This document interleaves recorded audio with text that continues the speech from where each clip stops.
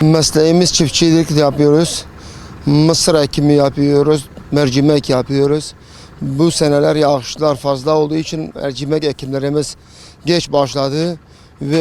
Verimli 120 kilo, 130 kilo civarı bekliyoruz. Bu sene inşallah bereketli bir yıl olacak. 120 dönüm mercimek ekmişiz. Bir de 100 dönüm buğday ekmişiz. Buğdaydan da dönümü bir yaklaşık 450 kilo bekliyoruz. Kuru buğday. Yani bu sene inşallah çiftçilerin yüzü gülecek. Şu anda mercimekleri biçim yapıyoruz. Ondan sonra savurma ile patoz yapacağız. Ekimini bitirmek için. Yıllık hasatına şu anda başladık. İnşallah bir 15-20 gün içinde yıllık hasatımızı bitireceğiz. Bu sene verim inşallah güzel bir şey bekliyoruz. Allah'ın izniyle. Fiyat şu anda normaldir. Şu anda bir 60-65 civarı söylüyorlar. Eğer fiyatı düşürmeseler. Bir güzel bir beklenti bekliyoruz inşallah.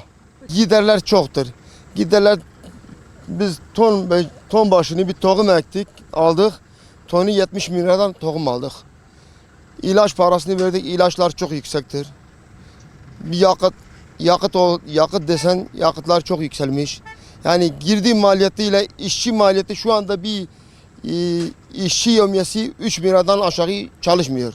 Yani masrafıyla başa baş yani çıkıyoruz. Şu anda verim fazla olduğu zaman ondan belki biraz bize kalırsa. Talebimiz girdi maliyetleri azalması.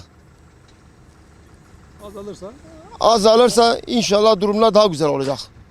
Bu girdi maliyetleri çok yüksekti. Mesela bir buğday alıyoruz. Bir ton gübre 40 bin lira olmuş. 40 bin lira olduğuna göre ona göre yani ediyorsun etmiyorsun masrafını çıkaramıyorsun. Verim fazla olduğu zaman biraz kar ediyorsun. Yoksa kar edemiyorsun. Şu anda biz çiftçiyiz. Şu anda mercimek hasatına geçtik. Mercimek hasatını yapıyoruz şu anda. Burası 38 dönüm. Bu sene yağmur çok yağdı çok şükür. Ama mercimek verimi azdır da buğdaylar, arpalar çok iyi yetişir. Yani bu sene verim olarak onlar iyi ama mercimekte biraz verim azlığı var yani. Vallahi çok yağmurdan dolayı düştüler. Bir de içindeki otlar çok yeşerdiği için o otlar yetişmesine izin vermedi. Yani gördüğünüz gibi her yeri ottur. Yani o otlar verimli aldığı için onların yetişmesine izin vermedi. Verim iyi çok şükür Allah'a şükür. Şu anda iyi gidiyor. Dönümde kaç kilo bekliyorsunuz? Dönümde vallahi hiç onun hesabını yapmadık ama 130-150 arası mı? 100-130 arası sanki dediler. Yani bu sene o civardadır ben zaten söyleyeyim, şu an mercimek. dönümde 140 bekliyoruz şu anda. 140-150. Dönüm başı verim olarak 140-150 kilo bekliyoruz. Ula fiyatlar daha belli olmadı ama bakalım geçen seneki fiyata göre mi, bu seneki fiyata göre mi onun zamını daha sonra devletimiz açıklayacak. Ona göre başlayacağız. serbest piyasa fiyat uygun sanki iyidir. Serbest piyasa valla geçen sene azdı. Hem arpada olsun hem buğdayda olsun gerçekten neye göre azdı? Vergiler ve son zamandaki zamlar, market zamları dahil, kira zamları dahil Ona göre çok az fiyat biçtiler. Yani çiftçilerin biraz beli büküldü.